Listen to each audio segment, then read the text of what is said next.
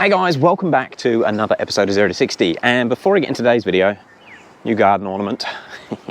Still love my N54. I know it hasn't been on the channel in a few days. It's just sitting dormant waiting for Euro Day. Now, today's video, we're actually working on the 5HP-24 that come out of the 4.6 IS X5. So we got that car a couple of weeks ago, and basically as soon as the transmission gets warm, it loses drive. So you cannot move the car. It'll go into a trans failsafe program. If you can manage to get it up into 5th gear, it will drive, but it will not drive in 1st or 4th gear. Generally, it's caused by an oil leak or a pressure leaking problem. And when we stripped it down the other day, we did find this broken bearing. The rollers had actually all come loose. This split O-ring, and also the drum, the B drum has worn.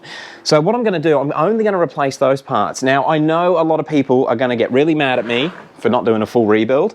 And we had a lot of comments on the first videos with people saying you should do the clutches, you should do the bushes, you should rebuild the valve body, and you are all 100% correct. But I'm not going to do it. There's no way to sugarcoat it. I've never pulled a transmission apart before. I want to replace the broken parts and make sure that we have an improvement before replacing everything. So these parts here, and these are the new things that we got. So we got the new B clutch drum, that was 220 Australian. This bearing was about 100 Australian, and that O-ring I think was $4 or $5. So we're in for about, with freight, it was about $380 in parts, just to replace the broken parts, which are not part, actually that's part of a service kit, but these are not part of a service kit.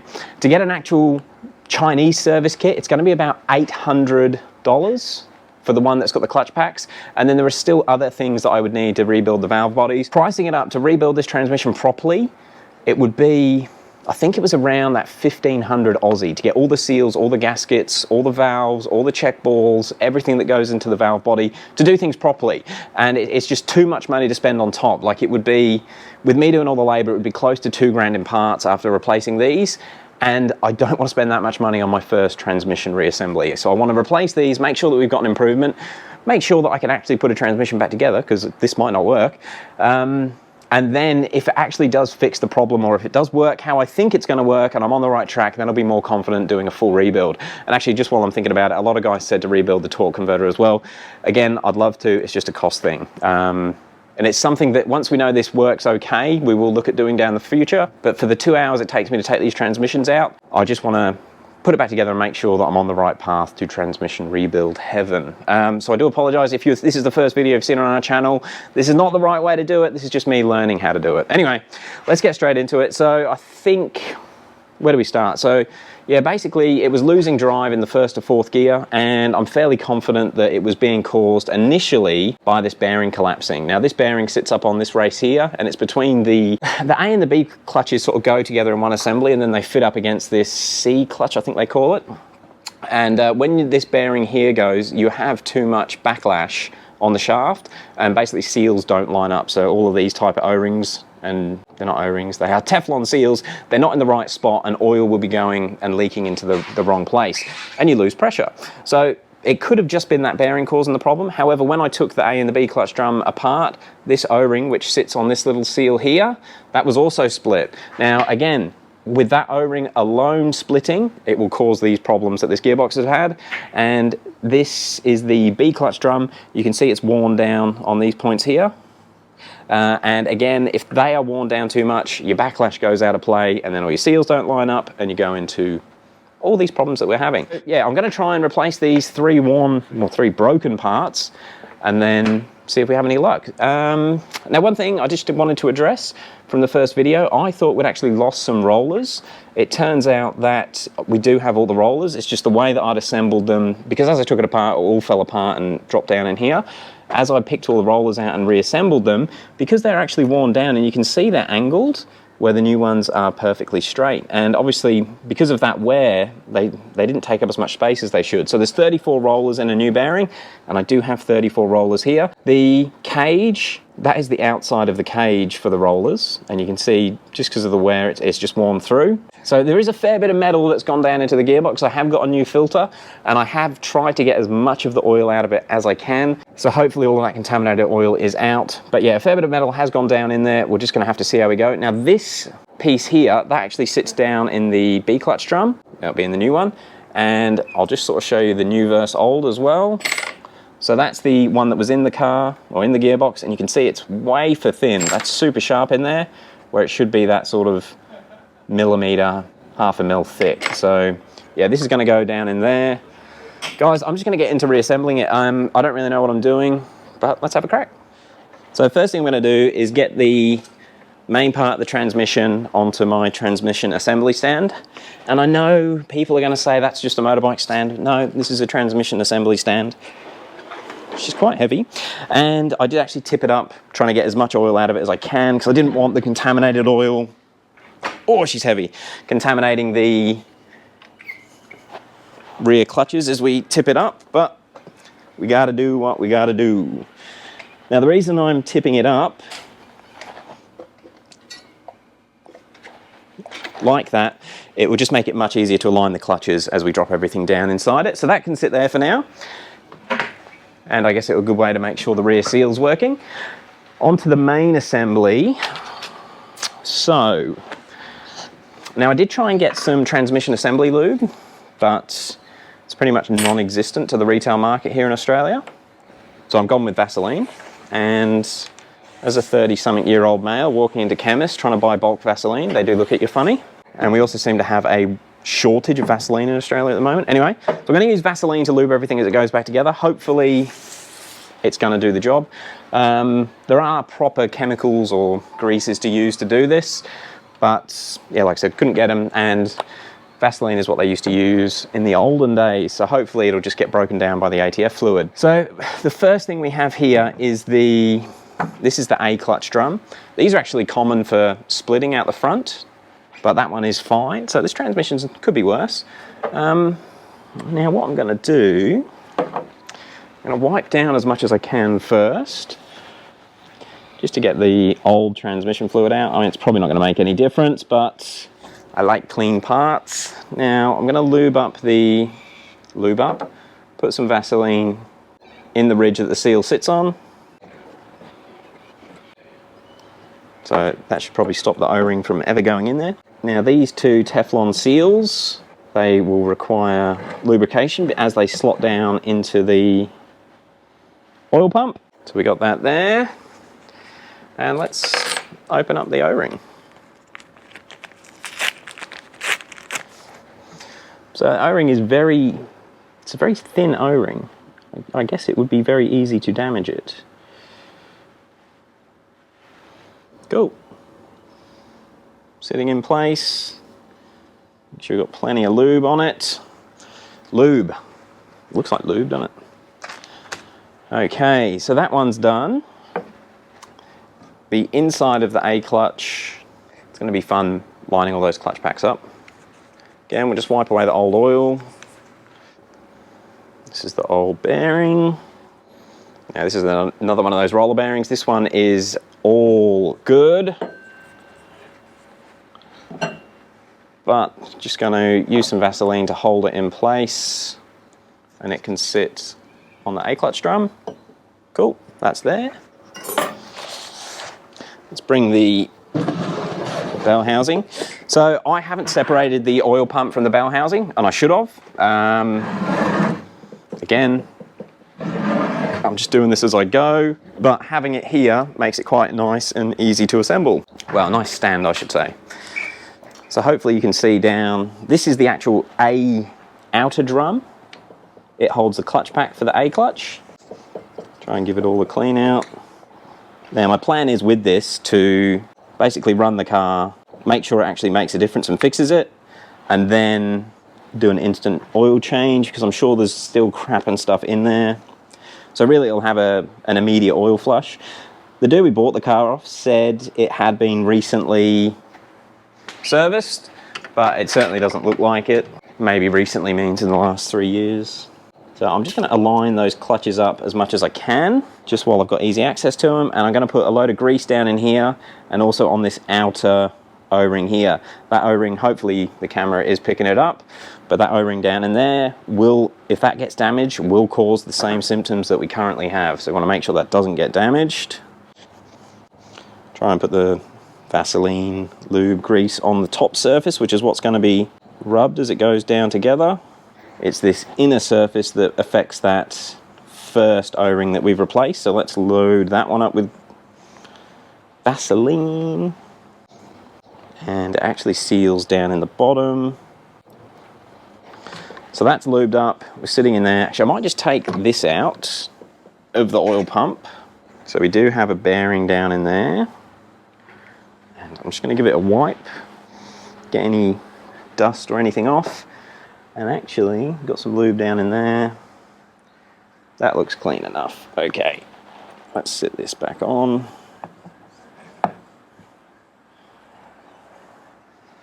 Spins nicely.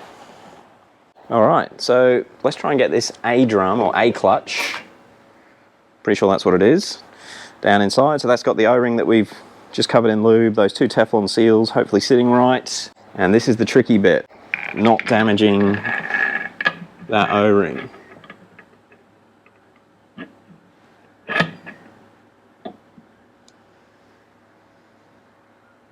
Seemed too easy. That just slotted straight in. A what? This is where I doubt myself. I couldn't have just gone straight in. I think it has.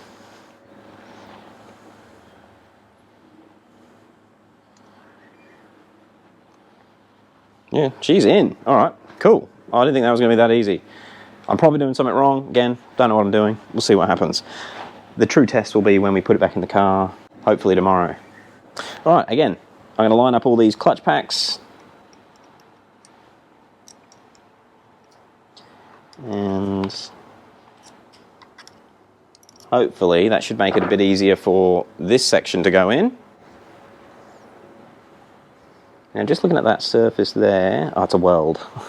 I thought we had some wear on the metal, but it's just where the drum's welded together.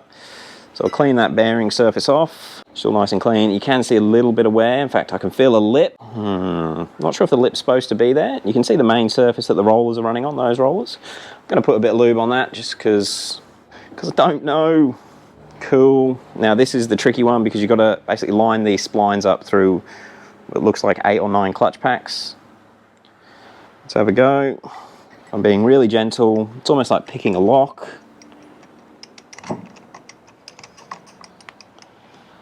I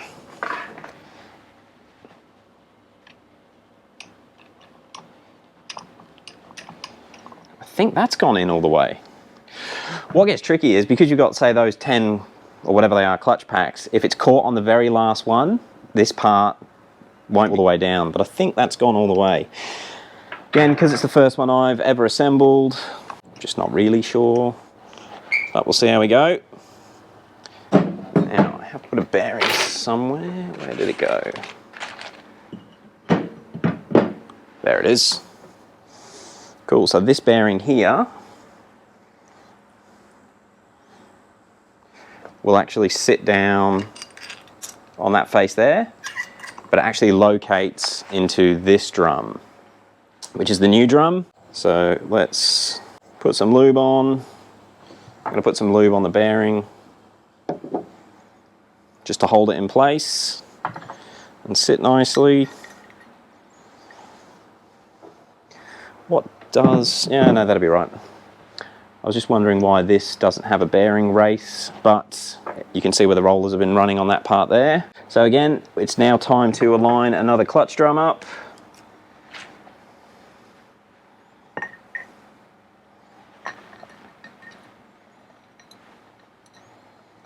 Again, trying to be really gentle with it. Actually, if that is right, we should hear it go bang. Yes! That one is definitely seated all the way. You can hear it hitting the metal. It's not hitting the clutch. And this one should be the same.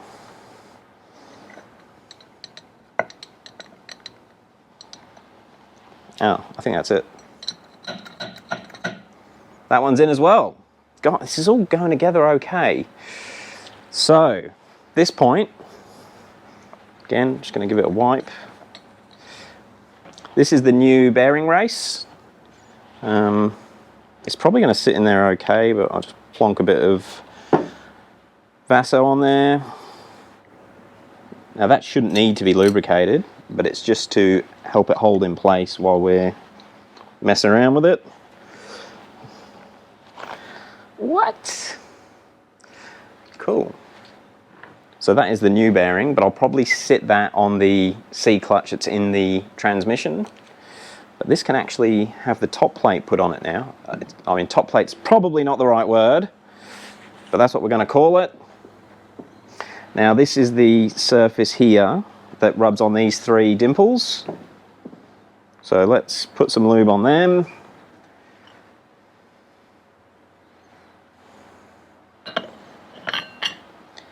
And this does have to go a certain way. That way. Cool. And I can confirm that something's not together right, and I'll show you why. Try and get this GoPro off. So you can see that little gap there on this piece. She's sitting up too high, so something's not assembled right. Let's see if we can work it out. Okay, so I've put it back together again. I've done everything exactly the same, except this now doesn't have the play in it. So hopefully it was just this drum was caught on a clutch pack. I nearly forced it in, but we'll see, we'll see. It's gone down way lower. Right, now I feel like it might be too low. The joys of doing something for the first time.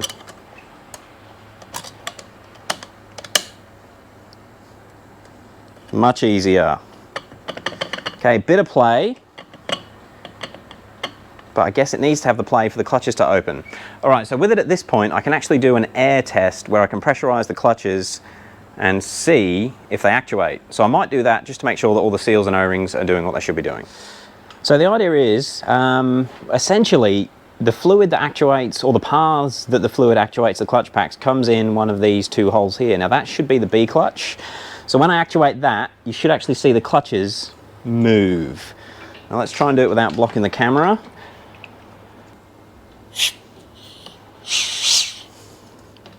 She's not working, we'll try that hole.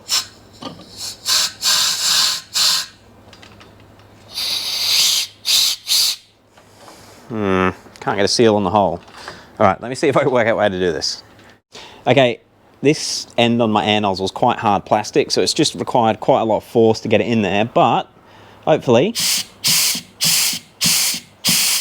and there's a ton of air coming out of there. So the internals are actually actuating on the B clutch. So that's good. We've got B clutch, but it's the A clutch which causes the problem. Now this one apparently, it will actually push the drum out. Ah, oil all over me. Oh, did you guys see that? Oh shit, there's oil on the lens. Ah. Hopefully I didn't mess up the camera too much. All right, so go into that hole there. That's sealing. Okay, I'm not gonna do that again because that could affect the O-rings and the bits that are in there, although it's gotta come out anyway. So I think we've got clutch, we're gonna have clutch pressure. All right, next step is putting it all back in the casing. So this is the C clutch, and I did have that out the other day, but I put it straight back in the same day just so I didn't lose parts. Getting the A and B clutch drum assembly in there and lining up with these clutch packs is gonna be a challenge. So I'm going to use a pick to try and line up the clutches as best I can.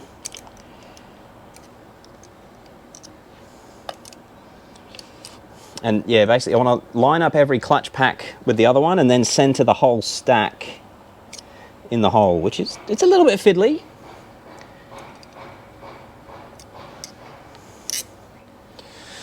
Well, they're pretty much in line. Hopefully we're gonna be all right.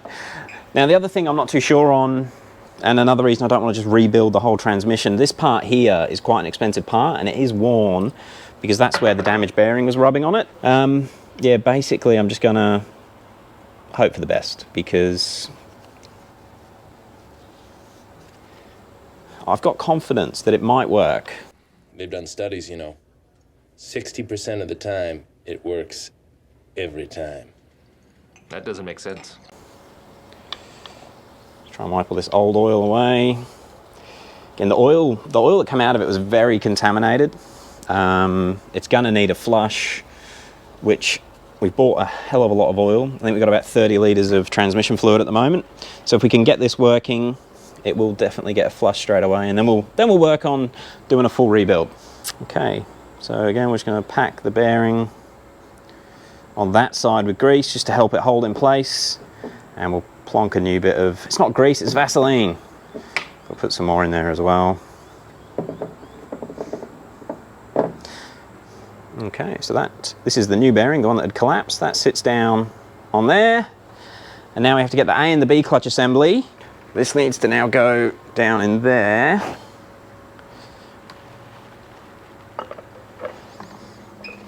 Oh my God, the chance of this lining up with the clutch is so slim. So here we go.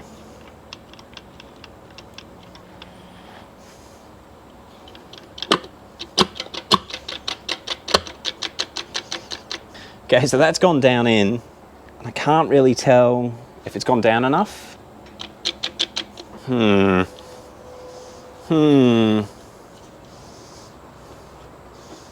think it has. I might have to put the bell housing on and see if it sits flat. That's about all I can do. I mean, I feel like that would be right. I think it's in, I'm just not sure. Damn, this shit's exciting. By exciting, I mean terrifying. Let's lube that bearing again. This surface here doesn't actually touch anything. So let's see if we can get the bell housing on and see if it goes down to the right depth. So the bell housing has the pump assembly in it.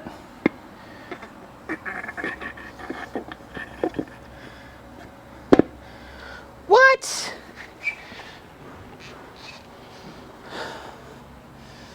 Yeah, it's completely cockeyed, but guys, it's gone down the right amount. Okay.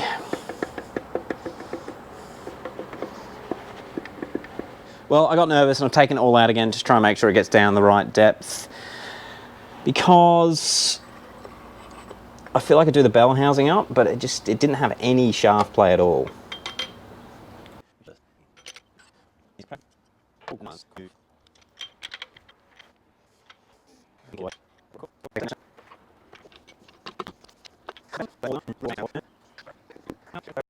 Alright guys, so I've taken it apart a couple of times now, trying to make sure it's seated properly, and I reckon I just had that bearing around the wrong way.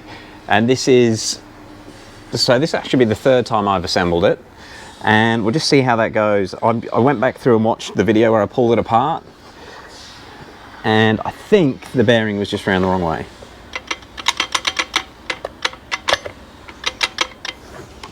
Ow.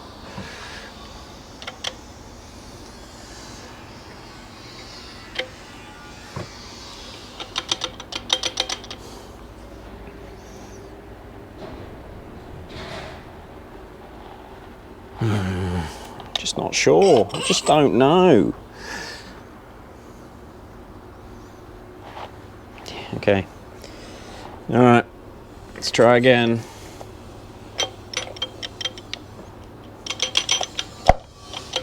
Okay, I think that has gone down lower. Let's line up the clutch packs for the third time. These little clutch packs in this drum are so fiddly. I gotta say, I quite enjoy doing stuff where I'm not really sure what I'm doing, because it is massively challenging. It's so easy to make a mistake that could essentially completely ruin a good gearbox. And yeah, that's gone down lower. Miracle! All right, we've still got a ton of Vaseline on those seals, but let's just add a bit more. Do the shaft. Splines.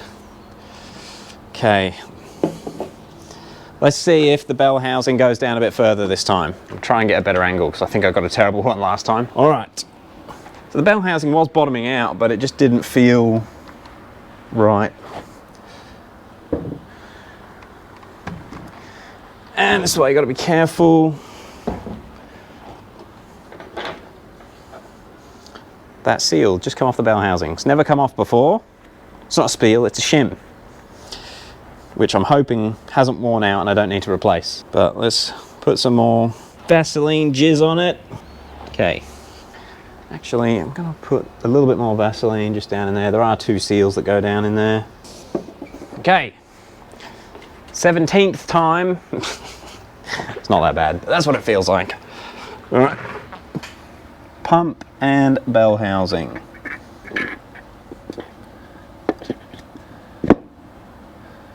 She's on and not rocking. Oh, I was lucky that.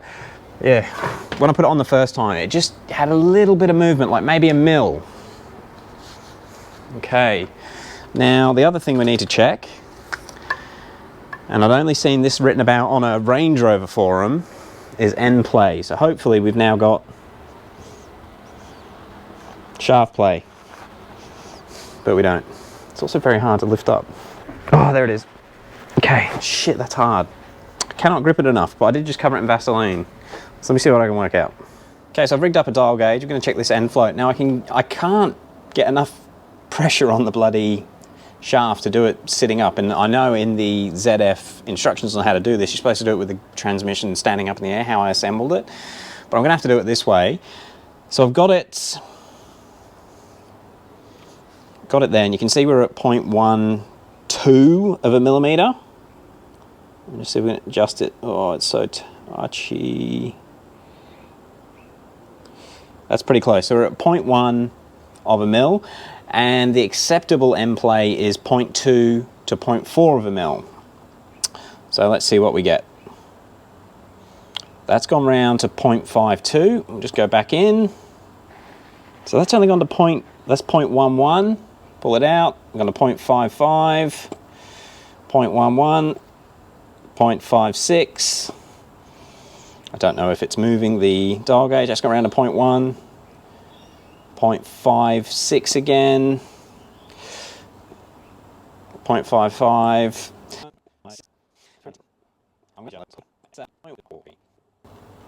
Okay, went on for there for a long time. Right. Well, there we go. It's all back together. Well, as together as it's going to be for me anyway. Torque converter's back in. It's gone in at 2 notches. Yeah, the only thing that's left to do before it goes back in the car, I want to give it a degrease. There's still... Now, I poured a little bit of oil out the torque converter, but I didn't go nuts, but there's still oil pouring out of it, so hopefully that's enough for the restart procedure, and it's not going to get an airlock or anything weird. I don't really know how the oil pumps work in these. I do want to give the box a full degrease before it goes back in the car, just clean off all this goo and shit around here.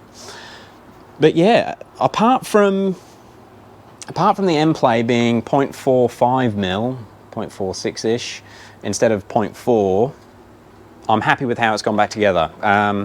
Yeah, as I've said at the start of this video, this isn't a proper rebuild, this isn't a overhaul of the transmission, this is just trying to fix the problem that it had where it loses drive in 1st to 4th gear.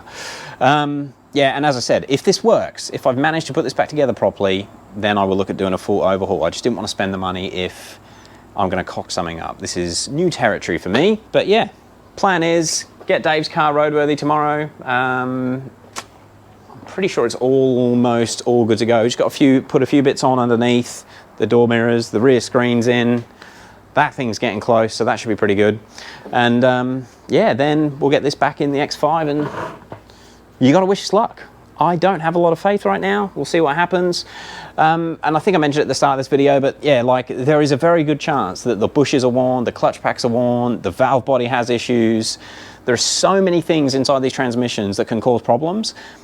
But let's just fix this one first to make sure I can put it back together, because the 1st to 4th gear issue where they lose drive when they get warm is nearly always that O-ring that's been replaced or that bearing throwing the end play way out of whack. Fingers crossed. All right, guys, look, thank you very much for watching. I hope this video didn't drag on too much. It's always a bit difficult when it's not something I've done before and I'm sort of learning as I go, but anyway, hopefully you enjoyed it as well. Thank you very much for watching. Appreciate all the love in the comments. We'll catch you on the next one. Peace.